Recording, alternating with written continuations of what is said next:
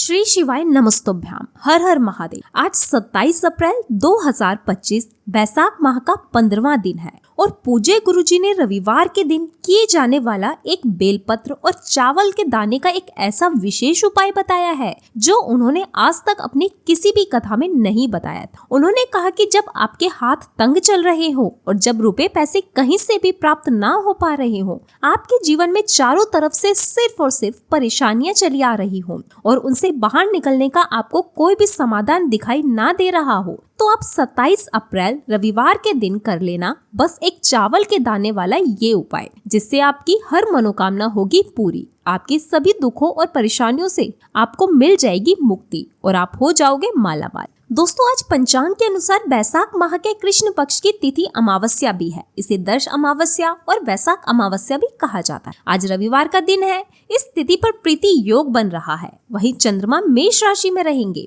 आपको बता दें, आज रविवार के दिन अभिजीत मुहूर्त सुबह 11:53 से दोपहर 12:45 तक रहेगा। इस दिन राहु काल शाम 5:15 से शाम 6:54 तक रहेगा। आज वार के हिसाब से आप रविवार का व्रत भी रख सकते हैं और जो सूर्यदेव को समर्पित होता है। आज दर्श अमावस्या है, जिसे बैसाख अमावस्या भी कहा जाता है। इस दिन सर्वार्थ सिद्धि योग भी बन रहा है। तो ऐसे में दोस्तों, इस दिन अगर आप एक चावल के दाने का उपाय कर लेते हैं तो आपको सभी दुखों से मिल जाएगी मुक्ति। ये उपाय इतना ज्यादा खास है कि अगर आपने इसे सही मुहूर्त पर और सही क्रिया अनुसार कर लिया, जो प्राचीन काल के समय का महा उपाय है, तो मान के चलिए दोस्तों, भोलेनाथ जी के आशीर्वाद से आपके जीवन में कितना ही बड़ा दुख क्यों ना हो, उससे आपको मुक्ति मिल जाएगी, जिससे आपकी कोई भी मनोकामना है, इच्छा हो। अब मान लीजिए आप नौकरी की तैयारी कर करके थक चुके थे, आपकी नौकरी नहीं लग रही थी, तो इस उपाय को करने से आपकी नौकरी भी लग जाएगी और आपका जो बंद पड़ा व्यापार था वो भी चल पड़ेगा। और दोस्तों, आप जिस बीमारी से बहुत दिनों से जूझ रहे थे, उस बीमारी से जल्दी आपको मुक्ति मिल जाएगी। आपके जीवन में जो धन आने के रास्ते बंद हो चुके थे वो खुल जाएंगे। चारों तरफ से इतना धन आएगा कि आप संभाल नहीं पाओगे। तो मान के चलिए दोस्तों, फिर आपको किसी भी प्रकार की परेशानी का सामना नहीं करना पड़ेगा। फिर कभी आपको धन की कोई कमी नहीं। इसलिए दोस्तों, 27 अप्रैल रविवार के दिन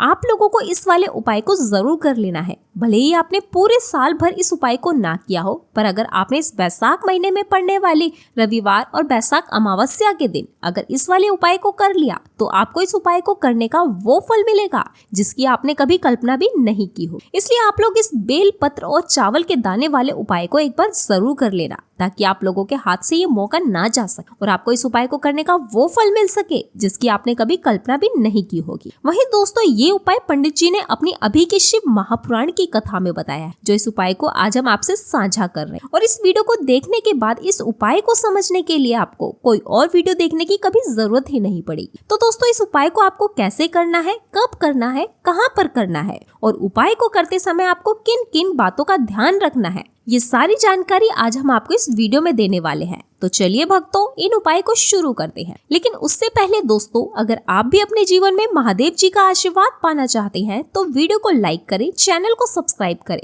और कमेंट बॉक्स में हर हर महादेव जरूर लिखें। और अपने फायदे के लिए, गरीबी दूर करने के लिए इस वीडियो को पूरा देखकर जाएं। देखिए दोस्तों, ये 27 अप्रैल बैसाख रविवार और बैसाख अमावस्या का दिन इतना खास होता है, इतना महत्वपूर्ण होता है कि देखा गया है कभी कभी बड़े बड़े पूजा पाठ और अनुष्ठान से जो मनोकामना पूर्ण नहीं होती है, वो 27 अप्रैल बैसाख रविवार और बैसाख अमावस्या के दिन एक छोटे से उपाय को करने से ही आपकी सभी मनोकामनाएं पूर्ण हो जाती हैं। तो चलिए अब हम समझते हैं इस वाले उपाय को हमें किस समय पर करना है। इस एक बेलपत्र और चावल के दाने वाले उपाय को हमें बैसाख महीने के रविवार और बैसाख मास की अमावस्या तिथि के दिन करना किस समय है। तो देखिए दोस्तों, इस उपाय को करने का जो समय है वो सुबह का समय और शाम का समय भी है। अब देखिए, यहाँ पर हम मुख्य रूप से सुबह का समय नहीं बोलेंगे, क्योंकि 27 अप्रैल रविवार प्रतिपदा का दिन है और इस दिन प्रदोष काल के समय का बहुत महत्व होता है। बाकी अगर सुबह के समय भी करेंगे तो भी अच्छा होगा, उसमें कोई दिक्कत नहीं। देखिए, इस उपाय को आप सुबह से लेकर शाम तक किसी भी समय पर कर सकते हैं।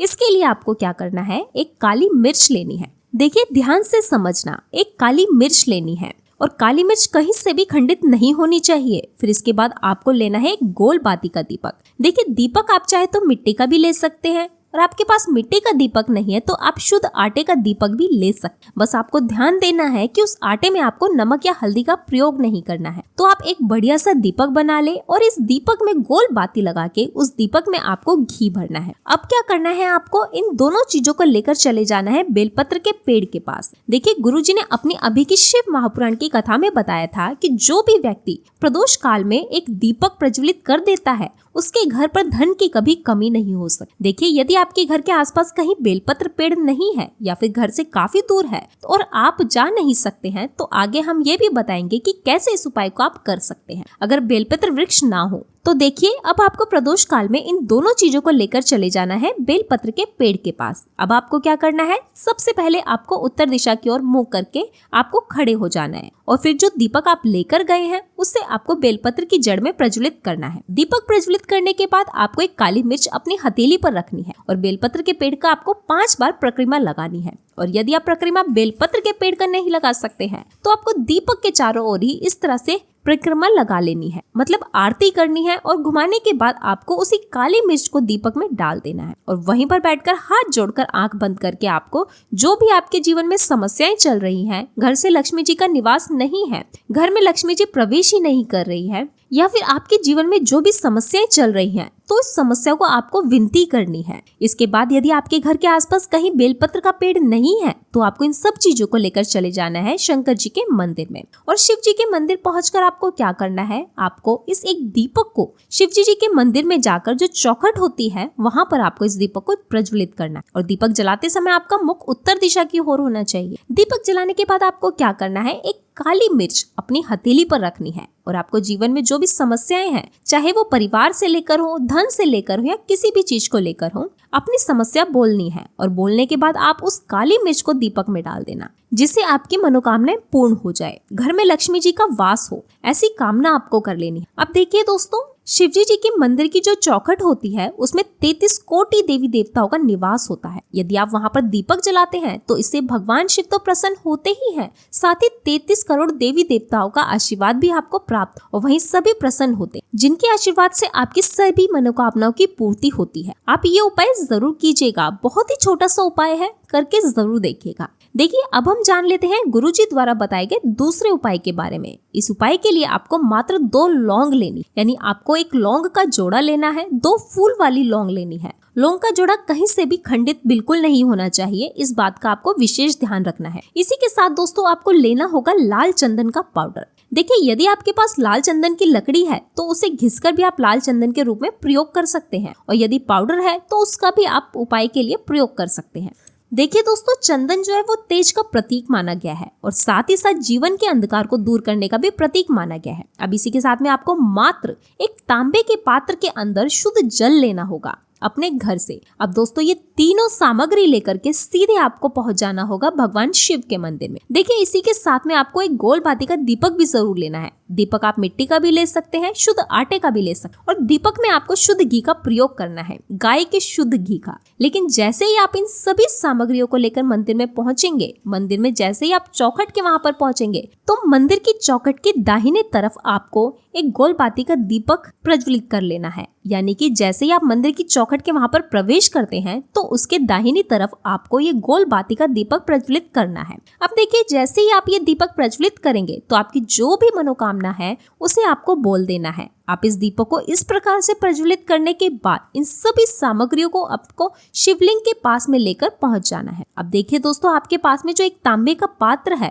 उसके अंदर जो शुद्ध जल है उसमें से आपको केवल आधा लोटा जल ही भगवान शिव के शिवलिंग पर अर्पित करना है। आधा लोटा जल आपको उसी पात्र के अंदर बचा लेना है। अब दोस्तों, आपके पास जो 2 लौंग है, यानी कि एक लौंग का जो जोड़ा है उसे आपको अपना नाम और अपने गोत्र को बोलते हुए आपकी जो भी समस्या चल रही है, आपके जीवन में जो भी परेशानियां उत्पन्न हो रही हैं, उन्हें आपको बोल लेना है। और यहाँ जो लौंग का जोड़ा है इसे आपको भगवान शिव के शिवलिंग पर अर्पित कर देना है। जैसे ही आप ये 2 लौंग शिवलिंग पर चढ़ाएंगे तो अपना हाथ जो है वहां पर आपको रखना है और महादेव से आपको प्रार्थना करनी है कि मेरे जीवन की जो परेशानियां हैं वो सभी दूर कीजिए। यानी कि आपके जीवन में धन के संबंधित समस्याएं चल रही हैं, कर्ज की समस्या चल रही है, बच्चों के पढ़ाई में मन नहीं लगता है, घर में जो आर्थिक संकट चल रहे हैं वो दूर हो जाएं, व्यापार आपका ढंग से नहीं चल पा रहा है, घर में रोग की स्थिति बनी हुई है, यानी कि जिस भी प्रकार की आपकी समस्या है उसे सिर्फ आपको महादेव से बोलना है और महादेव से इन सभी समस्याओं को दूर करने के लिए आपको प्रार्थना कर लेनी है। अब देखिए दोस्तों, आपने जो 2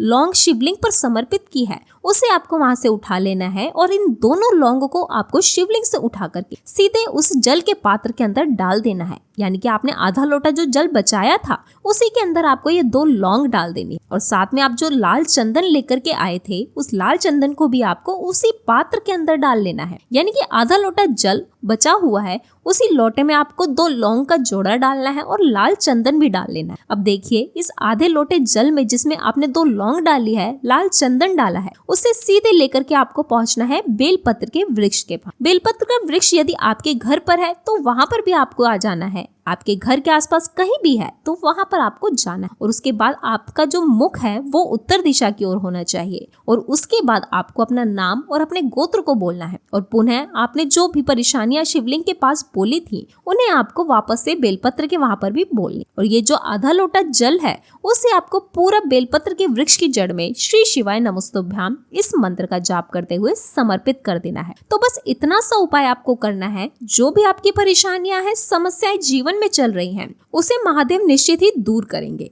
अब दोस्तों, हम जान लेते हैं तीसरे चमत्कारी और विशेष उपाय के बारे में। दोस्तों, ये उपाय बहुत ही चमत्कारी है क्योंकि इस उपाय को करने से आपके जीवन में होगी तेज की वृद्धि, यानी कि जीवन में जितना भी अंधकार है वो सभी दूर हो जाएगा। तो इस उपाय के लिए आपको मात्र एक गुड़ का टुकड़ा लेना है। गुड़ का टुकड़ा आपके जीवन में तेज की वृद्धि करता है और साथ ही साथ आपके जीवन से जो अंधकार है उसे भी दूर करता है। इसी के साथ दोस्तों, आपको एक चावल का दाना लेना है, यानी कि अक्षत का दाना लेना है। ये चावल का दाना आपके जीवन में सुख शांति को लेकर आता है। आपके जीवन में धन की जितनी भी समस्याएं चल रही हैं उन्हें समाप्त करता है। इसी के साथ में आपको मात्र एक हरा मूंग लेनी। हरे मूंग जो है वो बुध ग्रह को प्रसन्न करता है। देखिए, हरे मूंग का उपाय करने से बुध ग्रह मजबूत होता है और बुध ग्रह के मजबूत होने से बुद्धि, ज्ञान और विवेक की प्राप्ति होती है। तो ये तीनों ही सामग्री आपको एक एक करके लेनी है, यानी कि एक गुड़ का टुकड़ा, एक चावल का दाना, एक हरा मूंग आपको लेना है। देखिए, हरा मूंग का दाना और चावल का जो दाना है वो आपको साबुत लेने हैं, खंडित नहीं होने चाहिए। और इसी के साथ में आपको मात्र एक तांबे के पात्र के अंदर अपने घर से शुद्ध जल ले लेना। देखिए, अब इन सभी सामग्रियों को लेकर के सीधे आपको जाना है भगवान शिव के मंदिर में। आप ये उपाय सुबह से लेकर शाम तक किसी भी समय में कर सकते हैं, लेकिन रविवार के दिन ही आपको इस उपाय को जरूर करना है। तो सबसे पहले तो यह जो एक गुड़ का टुकड़ा है, एक चावल का दाना है और एक हरा मूंग का दाना है, उन तीनों को आपको उस जल के पात्र के अंदर डाल देना। लेकिन ये जो उपाय हम आपको बता रहे हैं ये आपके जीवन की सारी परेशानियों को दूर करने के लिए होता है, लेकिन विशेष मनोकामना तीनों सामग्रियों से ही आपकी परिपूर्ण होगी। देखिए, यदि आपके जीवन में तेज होगा तो सभी आपसे वार्तालाप करेंगे, सभी आपसे बात करेंगे और आपको जो मान सम्मान है वो सभी से मिलेगा। अब जो मान सम्मान है वो बढ़ता किस वजह से है? चावल का जो दाना है वो धन में वृद्धि करता है, मन की शांति के लिए होता है, और हरा मूंग जो है वो बुद्धि, ज्ञान और विवेक की प्राप्ति के लिए होता है। अब देखिए, ये जो एक पात्र है इसे आपको भगवान शिव के शिवलिंग पर धीरे धीरे अर्पित करना है और श्री शिवाय नमस्तुभ्याम इस मंत्र का जाप करना है। वही महादेव का स्मरण करने से ये जो उपाय है और अधिक प्रभावशाली हो जाता है। तो इस मंत्र का स्मरण करते हुए ये उपाय करने से आपके जीवन में जो भी अशांति है वो दूर हो जाएगी। तो इस प्रकार से दोस्तों आपको ये सुंदर सा उपाय कर लेना है। इसके बाद अब बात करते हैं अगले उपाय की। देखिए, ये उपाय बहुत ही अचूक है जो आपको करना है। देखिए, इस उपाय के लिए आपको 2 दीपक लेने हैं। दोनों दीपक आपको मिट्टी के लेने हैं। उसके बाद आपको दोनों दीपक को प्रज्वलित करने के लिए लंबी बाती लेनी। ये दीपक घी और सरसों के तेल से दीपक प्रज्वलित करने। ये सब लेने के बाद आपको लेना है एक कटोरी में कच्चा दूध। उसके बाद आपको लेना है एक लोटा जल। देखिए, गुरुजी ने इस उपाय के लिए बताया है कि ये उपाय आपको प्रदोष काल में करना है। कहते हैं कि बेलपत्र के वृक्ष में प्रदोष काल के समय में महादेव वास करते हैं। इस समय हम कोई भी उपाय करते हैं तो उसका फल हमें अवश्य मिलता है। देखिए, अब ये सब सामग्री लेकर आपको प्रदोष काल में चले जाना है बेलपत्र के वृक्ष के वहां पर। अब देखिए, वहां जाने के बाद आपको सबसे पहले बेलपत्र की जड़ में सबसे पहले वो दूध जो आप लेकर आए हैं उसे अर्पण करना है। उसके बाद आपका जो 1 लोटा जल है वो आप लाए हैं वो आपको धीरे धीरे बेलपत्र की जड़ में अर्पित करना है। उसके बाद आप जो दीपक लाए हो दोनों दीपक को आपको बेलपत्र की जड़ में बेलपत्र की तरफ मुख करके प्रज्वलित कर देना है और आपकी जो भी मनोकामना है वो महादेव को बोलनी। देखिए, गुरुजी ने कहा है रविवार के दिन पर बेलपत्र की जड़ में दीपक प्रज्वलित कर देते हैं और महादेव आपकी सभी मनोकामनाओं को पूरा कर देते हैं। देखिए दोस्तों, आज के इस वीडियो में रविवार के दिन किए जाने वाले हमने बहुत ही सुंदर से उपाय बताए हैं जो आपको जरूर करने हैं। तो उम्मीद करते हैं कि आपको ये जानकारियां पसंद आई होंगी और आप ये उपाय जरूर करेंगे। इसके साथ ही अगर आपको हमारी ये वीडियो पसंद आई हो तो हमारी इस वीडियो को लाइक जरूर करें और कमेंट बॉक्स में लिखे हर हर महादेव, ओम नमः शिवाय।